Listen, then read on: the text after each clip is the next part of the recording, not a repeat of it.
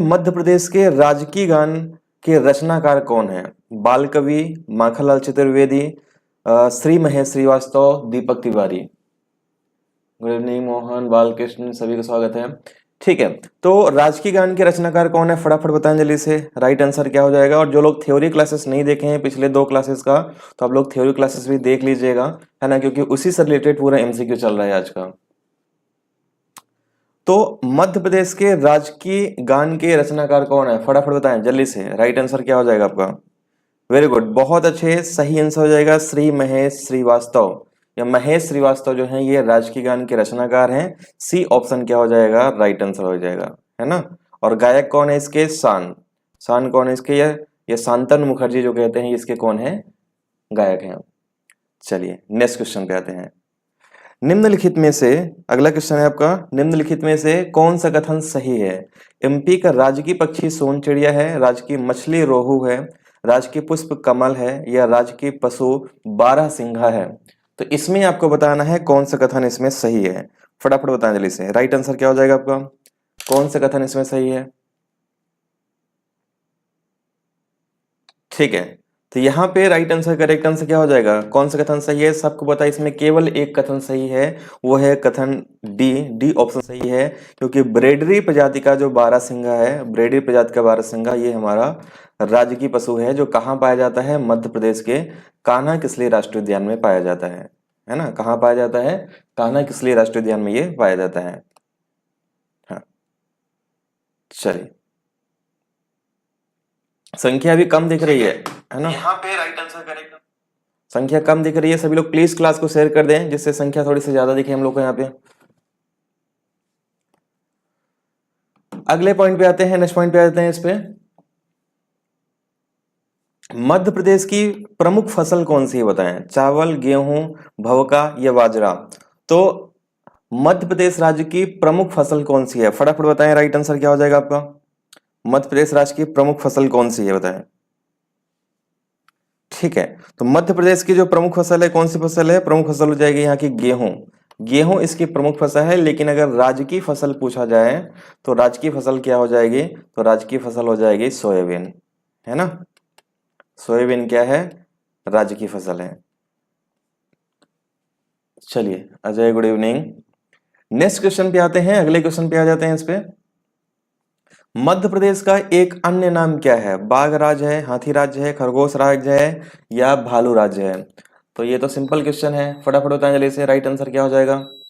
MP का अन्य नाम और कौन सा है? इसमें दूसरा नाम क्या है बताएं।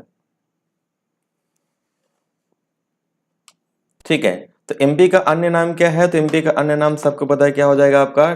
टाइगर स्टेट, यानी बाघ स्टेट है। राइट आंसर क्या हो जाएगा? राइट आंसर आपका ए हो जाएगा। ए ऑप्शन क्या होगा आपका करेक्ट आंसर? ठीक है, चलिए नेक्स्ट क्वेश्चन पे आते हैं। हाँ, आचार्य विनोबा भावे ने किसे संस्कार राजधानी की संज्ञा दी है बताएं। तो आचार्य विनोबा भावे ने किसे संस्कार राजधानी कहा है बताएं। भोपाल, जबलपुर, ग्वालियर या इंदौर, किसे कहा है? फटाफट बताएं जल्दी से। और एक बात बताइए, आप लोग थ्योरी क्लासेस नहीं चाह रहे हो क्या? थ्योरी क्लासेस में मैं देखता हूँ संख्या कम रहती है, ऑब्जेक्टिव क्लास में थोड़ी संख्या अधिक हो जाती है। तो कर तो रहा था मैं आपकी भलाई के लिए, लेकिन अगर आप लोग नहीं चाहोगे तो फिर इसको मैं केवल फिर एमसीक्यू कराऊंगा मैं, है ना। मैं चाह रहा था कि एमपी पुलिस का कंप्लीट तैयारी करा दूं, थ्योरी और ऑब्जेक्टिव दोनों कराऊं इसमें। तो संस्कार राजधानी किसे कहते हैं? संस्कार राजधानी जो कहा जाता है, ये जबलपुर को ही संस्कार राजधानी कहते हैं। राइट आंसर क्या हो जाएगा? राइट आंसर हो जाएगा बी। बी ऑप्शन इसका बिल्कुल सही आंसर हो जाएगा आपका ये। ठीक है, चलिए नेक्स्ट क्वेश्चन पे आते हैं, अगले क्वेश्चन पे आते हैं। इस पे मध्य प्रदेश का राजकीय पशु, ये हो गया है, इसको नहीं करेंगे अपन। मध्य प्रदेश का सबसे साफ शहर कौन सा है बताएं? सबसे स्वच्छ शहर मध्य प्रदेश का कौन सा है बताएं। राइट आंसर क्या हो जाएगा? फटाफट बताएं जैसे। मध्य प्रदेश का सबसे स्वच्छ शहर कौन सा है? तो एमपी का सबसे स्वच्छ शहर जो आ जाएगा, ये हो जाएगा इंदौर। इंदौर जो है मध्य प्रदेश का सबसे साफ शहर है। राइट आंसर क्या हो जाएगा? राइट आंसर ए हो जाएगा आपका। ठीक है, नेक्स्ट, कौन सा पक्षी मध्य प्रदेश के राज्य पक्षी है बताएं। राजकीय पक्षी कौन सा है मध्य प्रदेश का? Paradise fly catcher, great hornbill, भारतीय रोलर, या ग्रेट इंडियन बस्टर्ड। तो यहाँ पे आपको बताना है कि राजकीय पक्षी कौन सा है मध्य प्रदेश का। फटाफट बताएं, करेक्ट आंसर क्या हो जाएगा आपका। ठीक है, तो एमपी का राजकीय पक्षी कौन सा है? एमपी का राजकीय पक्षी हो जाएगा इंडियन पैराडाइज फ्लाई कैचर हो जाएगा, या दूधराज हो जाएगा, इसको कहते हैं। राइट आंसर ए हो जाएगा आपका। ठीक है, नेक्स्ट। मध्य प्रदेश का पुनर्गठन कब किया गया बताएं? 1 नवंबर 1955 को, 1 नवंबर 1956, 1 दिसंबर 1956 या 1 नवंबर 1954। तो मध्य प्रदेश का पुनर्गठन कब किया गया? फटाफट बताएं। राइट आंसर, करेक्ट आंसर क्या हो जाएगा? सभी लोग बताएं, मध्य प्रदेश का पुनर्गठन कब किया गया? ठीक है, तो मध्य प्रदेश का जो पुनर्गठन किया गया है, कब किया गया है? ये किया गया है 1 नवंबर 1956 को मध्य प्रदेश का पुनर्गठन किया गया है ना, राज्य पुनर्गठन आयोग के आधार पे। राज्य पुनर्गठन आयोग के आधार पे ही एमपी का गठन किया गया है। ठीक है, हमिंग बर्ड जो है सबसे छोटा पक्षी है। इसमें बताइए कि जो राजकीय चिन्ह है मध्य प्रदेश का, इसमें कौन सी वाली अंकित की गई हैं? गेहूं सोयाबीन की, गेहूं धान की, गेहूं चना की, गेहूं कपास की। तो प्रतीक चिन्ह में कौन सी फसलें अंकित की गई हैं बताएं, कौन कौन सी फसलों की? फटाफट बताएं, राइट आंसर क्या हो जाएगा आपका? करेक्ट आंसर क्या होगा बताएं। ठीक है, तो यहाँ पे ध्यान रखना, गेहूं और धान की बालियां राजकीय चिन्ह में ये किया गया है वर्णन। राइट आंसर क्या हो जाएगा? राइट आंसर बी हो जाएगा। नेक्स्ट। मध्य प्रदेश का राजकीय पशु कौन सा है? मध्य प्रदेश का राजकीय पशु कौन सा है बताएं, राइट आंसर क्या होगा आपका? एमपी का राजकीय पशु कौन सा है? पुष्प सॉरी, कौन सा है? सफेद लिली, गुलाब, कमल या चमेली? तो ध्यान रखना, एमपी का राजकीय पुष्प जो है ये हो जाएगा सफेद लिली। सफेद लिली क्या हो जाएगा इसका? राइट आंसर हो जाएगा। करेक्ट आंसर क्या हो जाएगा आपका? ए। ठीक है, चलिए नेक्स्ट क्वेश्चन पे आते हैं। अगले क्वेश्चन पे आते हैं। इसमें इसके लिलियम कैंडिवम जो है इसका वैज्ञानिक नाम है। ये सब मैं आप लोग को थ्योरी में अच्छे तरीके से करा दिया हूं, अगर आपको याद होगा तो, है ना। ये इसका क्या है? वैज्ञानिक नाम है। नेक्स्ट। गठन के समय पे एमपी में कितने जिले और संभाग थे बताएं? एमपी में कितने जिले और संभाग थे बताएं? 9 संभाग 42 जिले, 8 संभाग 48 जिले, 9 संभाग 43 जिले या 8 संभाग 43 जिले। तो गठन के समय पे मध्य प्रदेश में कितने जिले और संभाग थे? फटाफट बताएं, राइट आंसर करेक्ट आंसर क्या हो जाएगा? सभी लोग बताएं जल्दी से। गठन के समय पे एमपी में कितने जिले और संभाग थे? करेक्ट आंसर क्या हो जाएगा आपका? तो मध्य प्रदेश में कुल जिले और संभाग की संख्या कितनी है? 8 संभाग थे और 43 जिले थे। राइट आंसर क्या हो जाएगा? राइट आंसर हो जाएगा आपका डी। डी ऑप्शन इसका बिल्कुल करेक्ट आंसर हो जाएगा आपका ये। ठीक है, नेक्स्ट। एमपी की राजनीतिक और भौगोलिक सीमाओं का अंतिम निर्धारण एवं पुनर्गठन कब किया गया? 1 नवंबर 1956, 15 अगस्त 1947, 1 नवंबर 2000 या 25 मई 1998। तो एमपी का सीमा का निर्धारण एवं पुनर्गठन कब किया गया बताएं? सही आंसर क्या होगा आपका? तो एमपी का पुनर्गठन कब किया गया है? 1 नवंबर 1 नवंबर 2000 को किया गया है। और इससे अलग कौन किसको किया गया था? छत्तीसगढ़ को, जिसको 16 जिले और 3 संभाग दिए गए थे। ठीक है, next. Good evening Rajni. Madhya Pradesh में कर्क रेखा कितने जिलों से गुजरती है बताएं? 14, 18, 12 या 10। तो मध्य प्रदेश में कर्क रेखा कितने जिलों से गुजरती है?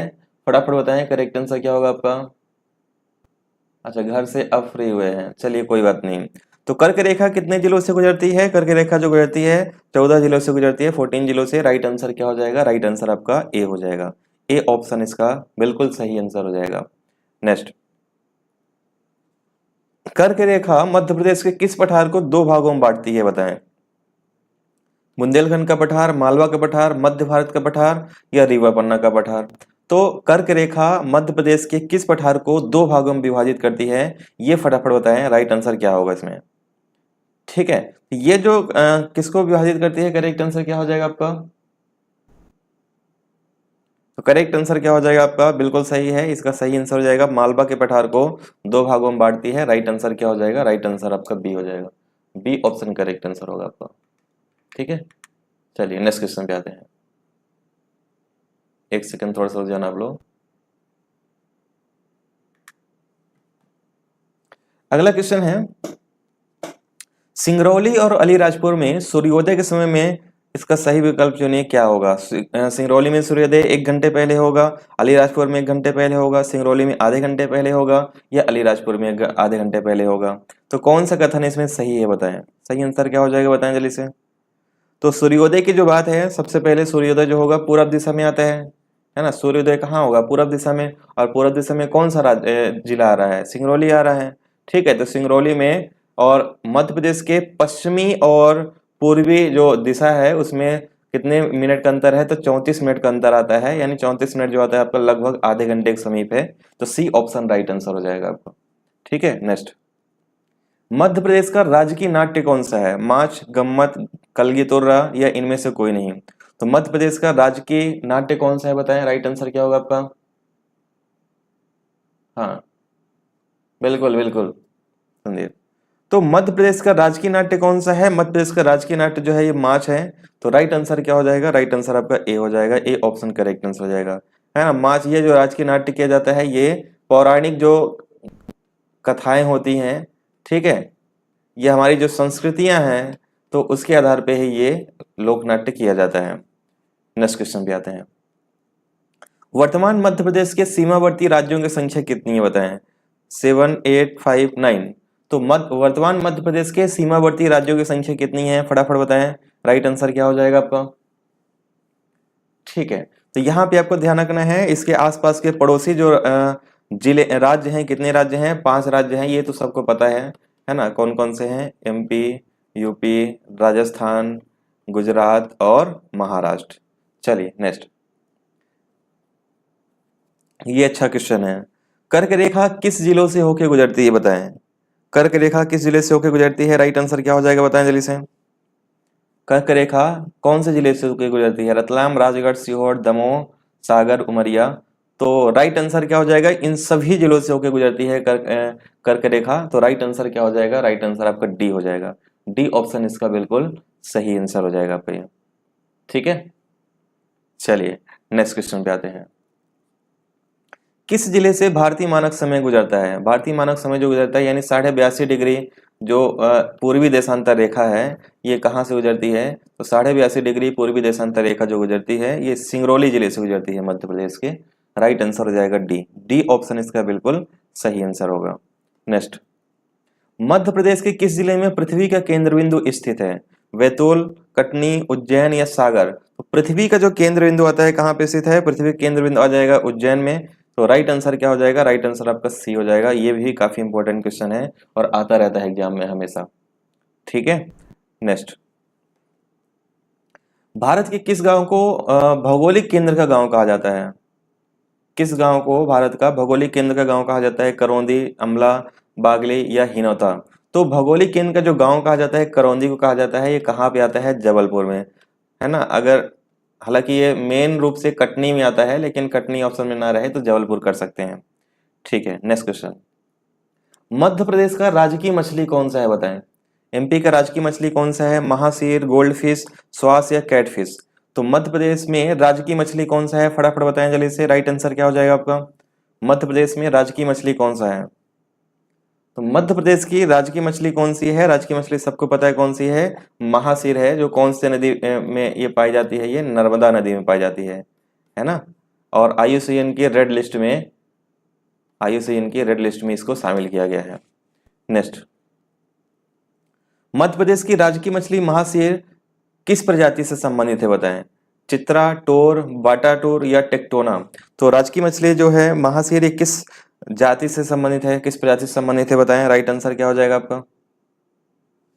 ठीक है, तो ये जो संबंधित है किससे संबंधित है? ये टोर प्रजाति से संबंधित है ये। तो राइट आंसर क्या हो जाएगा? राइट आंसर बी हो जाएगा। विवेक नामदेव जी, स्वागत है आपका क्लास में। ठीक है, नेक्स्ट क्वेश्चन पे आते हैं। विश्व प्रसिद्ध पर्यटन स्थल सांची का प्राचीन नाम क्या था बताएं? सांची का प्राचीन नाम क्या था बताइए? काकनाद, वेशनगरी, वेत्रवती या दसपुर? तो सांची का प्राचीन नाम क्या था? फटाफट बताएं, करेक्ट आंसर क्या हो जाएगा आपका? ठीक है, तो सांची का जो प्राचीन नाम है क्या है? सांची का प्राचीन नाम काकनाद है। और ये तो पूछा जाता है एग्जाम में। साथ में मांडू का भी हमेशा एग्जाम में पूछा जाता है। तो मांडू का जो है सादियाबाद है, ये भी आपको ध्यान रखना। नेक्स्ट, अच्छा ये आ ही गया क्वेश्चन। तो ध्यान ही नहीं दे पाया मैं। चलो फिर भी बताओ, मांडू का पुराना नाम क्या है बताएं। करेक्ट आंसर क्या हो जाएगा? मांडू का पुराना नाम क्या है? फटाफट बताएं, राइट आंसर क्या हो जाएगा आपका? तो मांडू का पुराना नाम क्या है? पीएससी में आया था 2022 में। हाँ बिल्कुल आएगा इसमें क्वेश्चन। तो मांडू का पुराना नाम क्या है? मांडू का पुराना नाम हो जाएगा सादियाबाद। राइट आंसर क्या हो जाएगा? राइट आंसर आपका सी हो जाएगा इसमें। नेक्स्ट, इसमें से बताइए कौन सा सुमेलित नहीं है? बुरहानपुर, खानदेश, एरन, स्वभोग नगर, शिवपुरी, तुंडीकर, कटनी, मुड़वारा। तो कौन सा इसमें सुमेलित नहीं है, ये आपको बताना है। फटाफट बताएं जल्दी से, राइट आंसर क्या हो जाएगा? कौन सा इसमें सुमेलित नहीं है, जल्दी से बताएं। करेक्ट आंसर क्या हो जाएगा आपका? जय हिंद अविका। ठीक है, जो सुमेलित नहीं है वो तो मुझे एक ही दिख रहा है इसमें, है ना। वो कौन सा है आपका? शिवपुरी को तो तुंडीकर नहीं कहते हैं, है ना। तुंडीकर जो कहा जाता है दमोह को कहा जाता है, यानी कि राइट आंसर क्या हो जाएगा? सी। नेक्स्ट, मुडवारा किसका प्राचीन नाम है बताएं। जबलपुर, कटनी, रीवा, मंडला। तो मुडवारा किसका प्राचीन नाम है बताएं। राइट आंसर क्या होगा आपका? मुडवारा किसका प्राचीन नाम है? तो मुडवारा जो नाम है, ध्यान रखना, कटनी को ही क्या कहते हैं? मुडवारा कहते हैं। और इसको चूना नगरी के नाम से भी जाना जाता है। और क्या कहते हैं इसको? चूना नगरी के नाम से भी इसको जाना जाता है। नेक्स्ट, भीमबेटका की खोज किसने की थी? एच डी सांकलिया, श्याम सुंदर निगम, विष्णुधर वाकणकर या राजबली पांडे। तो भीमबेटका की खोज किसने की थी, ये बताएं। राइट आंसर, करेक्ट आंसर क्या हो जाएगा आपका?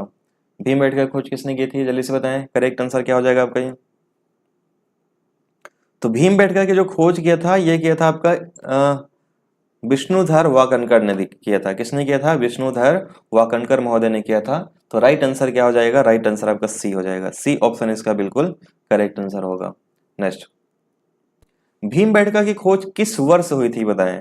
1947, 1952, 1957, 1967। तो भीमबेटका की खोज किस वर्ष हुई थी बताएं। राइट आंसर क्या हो जाएगा आपका? तो भीमबेटका की खोज हुई थी 1957 में हुआ था, वीएस वाकणकर महोदय ने किया था। और 2003 में इसको यूनेस्को में शामिल किया गया है। यूनेस्को के विश्व धरोहर सूची में ये शामिल हुआ है वर्ष 2003 में। ठीक है। नेक्स्ट, नर्मदा घाटी के पुरातात्विक कौन है बताएं। पुरातात्विक कौन है नर्मदा घाटी के? फटाफट बताएं जल्दी से। H D Sankalia, R B Joshi या दोनों। तो नर्मदा घाटी के जो पुरातत्वविद हैं ये कौन हो जाएंगे? ये उपरोक्त दोनों होंगे। राइट आंसर क्या हो जाएगा? राइट आंसर आपका हो जाएगा बी, सी। सी ऑप्शन इसका क्या हो जाएगा? करेक्ट आंसर होगा। नेक्स्ट, खरगोन जिले में स्थित ताम्रपाषाणकालीन स्थल नाबदा टोली की खोज किसने की थी? R V Joshi, Sankalia, H V Trivedi, Vishnudhar Wakankar. तो नाबदा टोली की खोज किसने किया था बताएं जल्दी से। राइट आंसर क्या हो जाएगा? तो नाबदा टोली की जो खोज हुआ था ये किसके समय पे हुआ था? ये हुआ था, करेक्ट आंसर हो जाएगा आपका एच डी सांकलिया के समय पे। करेक्ट आंसर हो जाएगा बी। ठीक है, एक सेकंड रुक जाइएगा, थोड़ा सा रुक जाना आप लोग।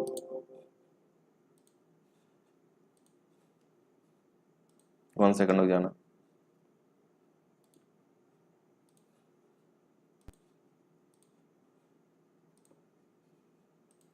चलिए, ये स्लाइड आप लोग को दिख रही है क्या? क्लियर? कमेंट करें, ये स्लाइड आप लोग को सबको दिख रही है क्या? हाँ। और मुझे एक बार सभी लोग, जितने लोग लाइव हैं, आप लोग मुझे ये बताइए, थ्योरी क्लासेस आप पढ़ना चाह रहे हैं कि नहीं पढ़ना चाह रहे हैं? यस या नो बताइए, क्योंकि फिर मेरा भी टाइम खराब ना जाए। अगर सभी लोग 20-30 लोग चाहते होंगे क्लास के लिए तो मैं चला दूंगा, और चल ही रहा है वैसे। और नहीं चाहेंगे तो फिर मैं केवल एमसीक्यू कराएंगे। तो जितने लोग हैं लाइव चल रहे हैं वो सभी लोग पहले कमेंट करें, थ्योरी क्लासेस में ज्वाइन करोगे सेम टाइम पे 9:30 या नहीं करना है आप लोग को? कोई जोर जबरदस्ती नहीं है, पढ़ना है तो ही करना, नहीं तो कोई दिक्कत नहीं है। तो 1 2 3 4 5। हाँ व्हाइट, अच्छा व्हाइट ही रहने दे बैकग्राउंड। ठीक है, व्हाइट ही कर देते हैं। जल्दी से कमेंट करें आप लोग फटाफट।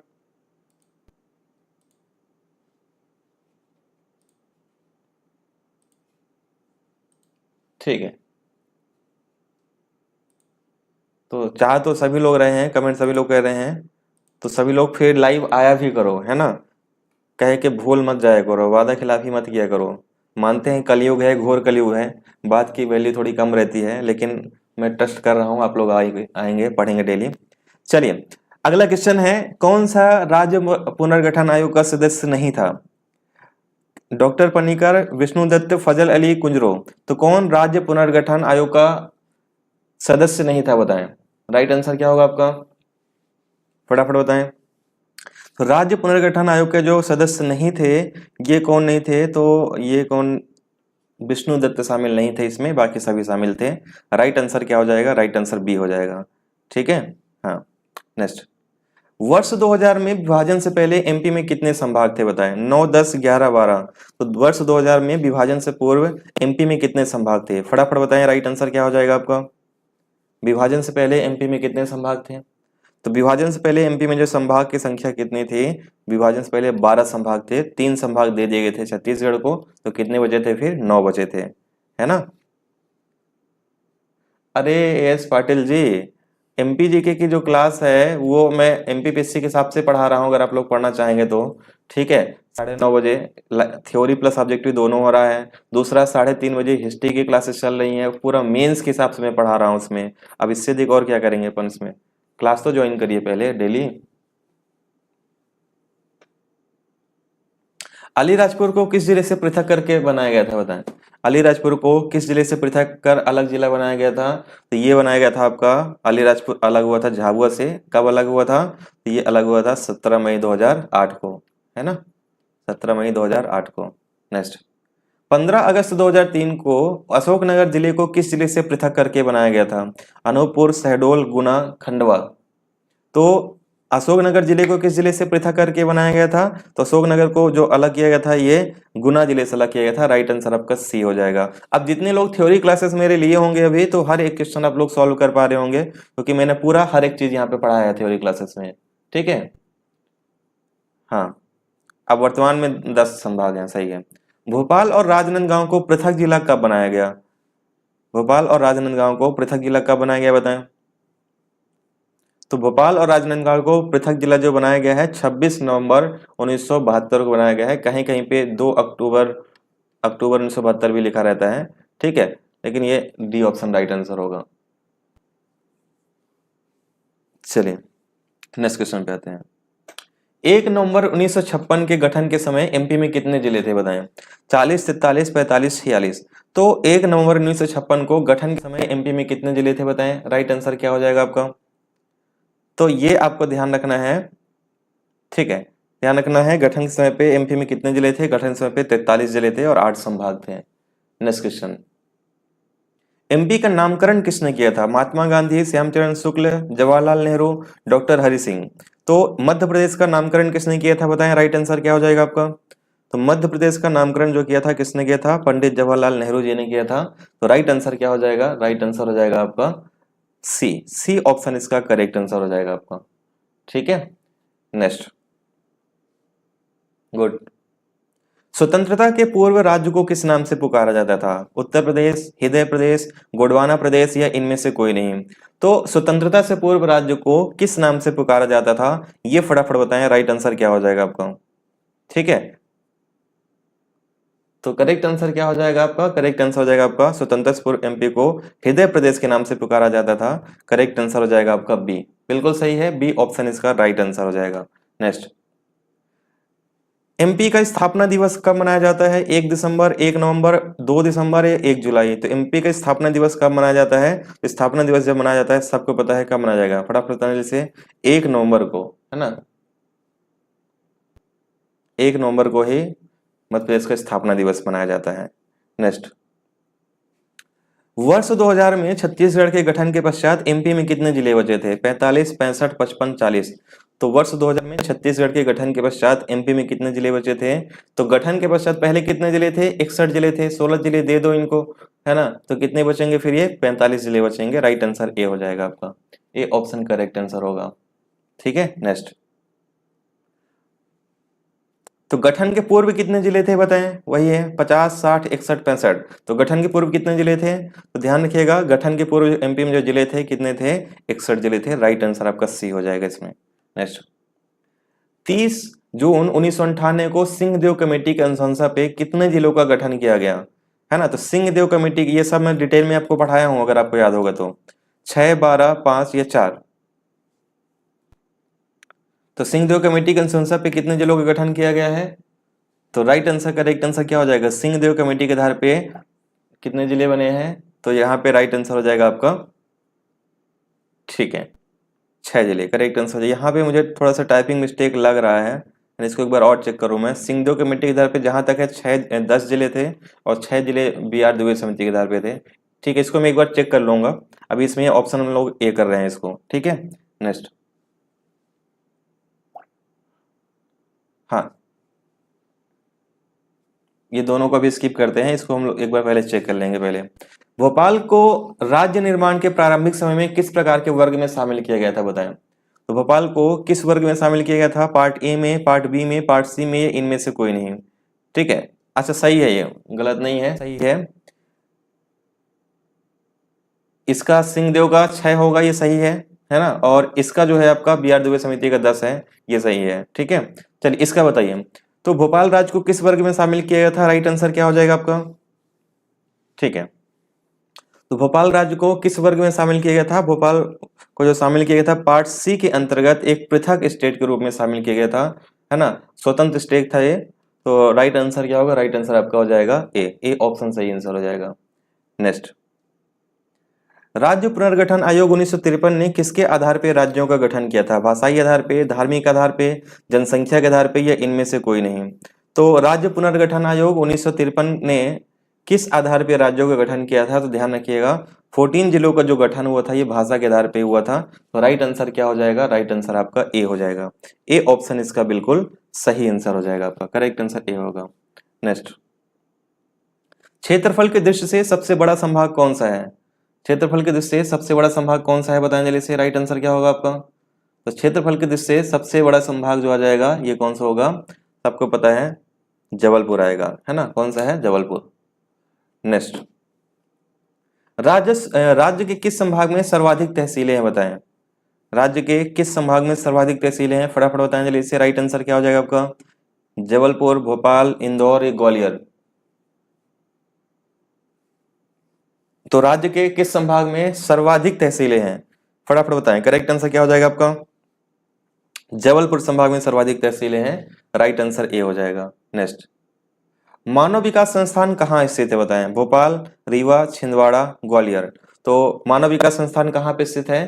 तो ध्यान रखना, मानव विकास संस्थान जो आता है मध्य प्रदेश के छिंदवाड़ा जिले में आ जाता है, राइट आंसर सी हो जाएगा आपका। नेक्स्ट, राज्य की उत्तर से दक्षिण की लंबाई कितनी है, बताएं। 605, 505, 450, 350? तो उत्तर से दक्षिण की लंबाई कितनी है? तो ध्यान रखना, उत्तर से दक्षिण की लंबाई जो है कितने हैं? 605 किलोमीटर है। तो राइट आंसर क्या हो जाएगा? राइट आंसर आपका ए हो जाएगा। ए ऑप्शन इसका बिल्कुल सही आंसर होगा। नेक्स्ट, पूरब से पश्चिम की लंबाई कितनी है? 800, 670, 807, या 570? तो पूरब से पश्चिम की लंबाई कितनी है? तो सबको पता है पूरब से पश्चिम की जो ये 870 लिखा हुआ है, 870 किलोमीटर है। राइट आंसर आपका सी हो जाएगा। ठीक है, तो 870 किलोमीटर है। चलिए, तो आज के लिए बस इतने ही रखेंगे हम लोग। उम्मीद करते हैं क्लास आपको पसंद आई होगी। और कल का जो टॉपिक रहेगा हम लोग का 9:30 बजे, कल का रहेगा आपका ये भौतिक विभाजन मध्य प्रदेश का। लेकिन कल अगर संख्या मुझे अच्छी नहीं दिखे इसमें, है ना, एटलीस्ट कम से कम 20 प्लस संख्या भी नहीं रहती है, तो फिर उसको फिर मैं MCQ कराऊंगा। फिर मैं टाइम वेस्ट नहीं करूंगा थ्योरी में, है ना, क्योंकि पढ़ने वाले नहीं रहेंगे तो फिर किसको पढ़ाएंगे हम। पढ़ाया वहीं जाता है जहाँ उसकी वैल्यू रहे। तो कल देखता हूँ, मैं उम्मीद करता हूँ कल बच्चे ज़्यादा से ज़्यादा रहेंगे।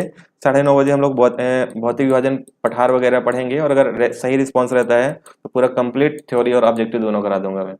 थैंक यू एवरीवन, धन्यवाद सभी को। मिलते हैं हम लोग नेक्स्ट क्लास में। धन्यवाद।